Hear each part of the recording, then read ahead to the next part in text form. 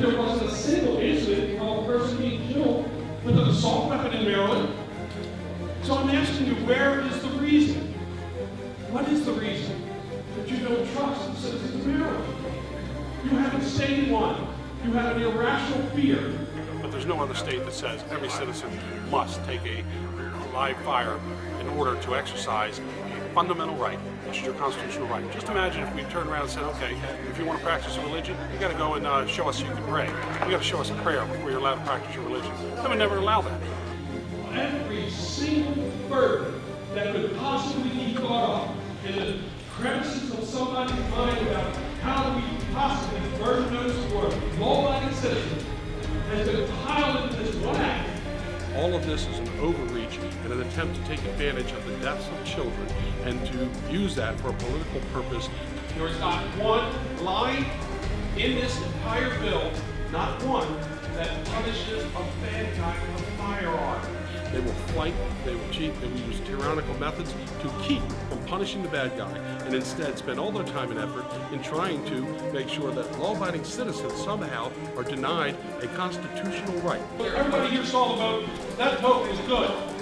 You don't get to go back and whip people and tell them to change their votes. That's not democracy. That's tyranny.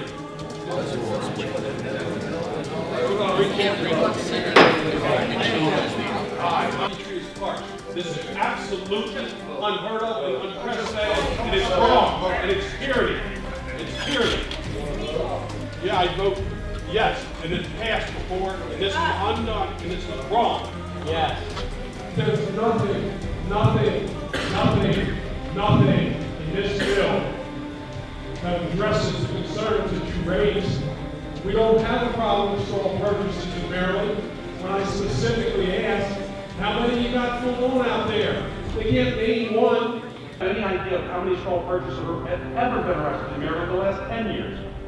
What we do know is that... Let me answer that question first. I don't know the answer to that. Okay, so we don't have any idea if there's even one straw purchaser out there, and we're going to pass legislation on every law-abiding citizen in Maryland, and we don't even know of one that's been arrested. There's no reason whatsoever to say we don't want to punish bad guys, but we want to punish law-abiding citizens. It's a tyranny of the majority when you fail to acknowledge the reality of the minority.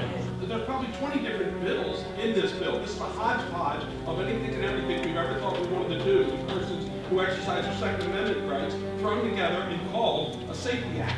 I can't even begin to live in the world that you're in if you actually think it's okay to burden a law-abiding citizen to take those who are doing nothing at all with their firearms wrong and say, guess what?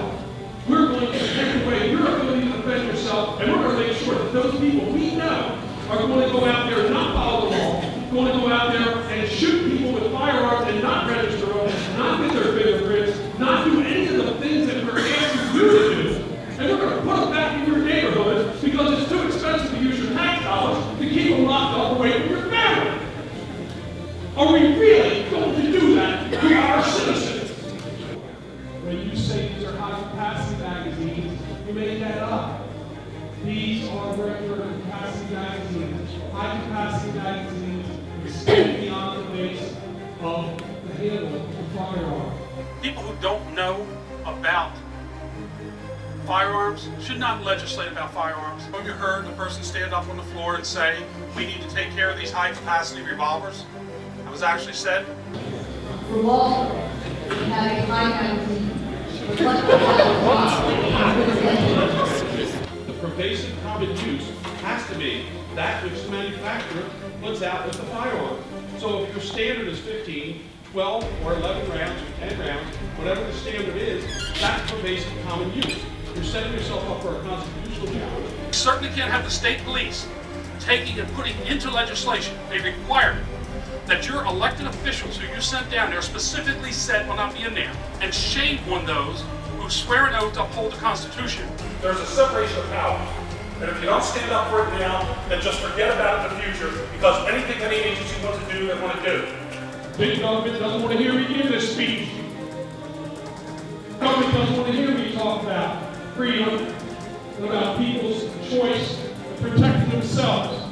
And that's what it's about. All these people are here, and all the people people who are listening, and all the people in Maryland, the millions of people who said, yes, I want to own a firearm, and I want to keep and bear that firearm.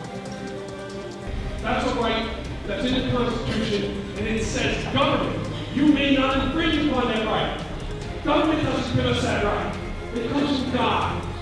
It comes from God. Yes, read the Constitution. It is absolutely unconscionable that we, as legislators, are surrendering our obligations and duties to those who are in the agencies. So rather than look and see what New York just made to the state, you say, we'll follow them off the cliff like lemmings to make the same mistake.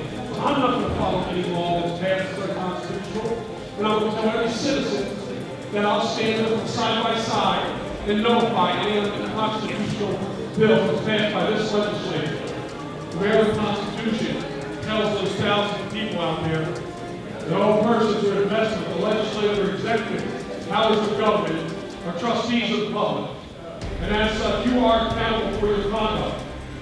Wherefore, whenever the ends of government are perverted, the public liberty is manifestly endangered, and all the means of redress are ineffectual, the people may and are right ought to reform the old and establish a new government. The doctrine of non-resistance against arbitrary power and oppression is absurd, slavish, and destructive of the good and happiness of man. That's what Maryland's Constitution tells those persons out there who you are taking the constitutional rights from with this document. Mark my words, when you pass this and you think you're going to walk away, and that's the end of it, it is not. And it's not enough anymore for you to send those of us who agree with you down there who will just press the green button. We need to put our toes on the line. I stood up there and Martin O'Malley was right there on the second floor, and I looked right up and I said, the governor of Maryland is a tyrant.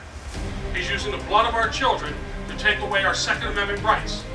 And I said, while we're not out there watering that liberty tree yet, she is parched. Shame on you. Shame on you using the blood of children to take away the constitutional rights of citizens of Maryland.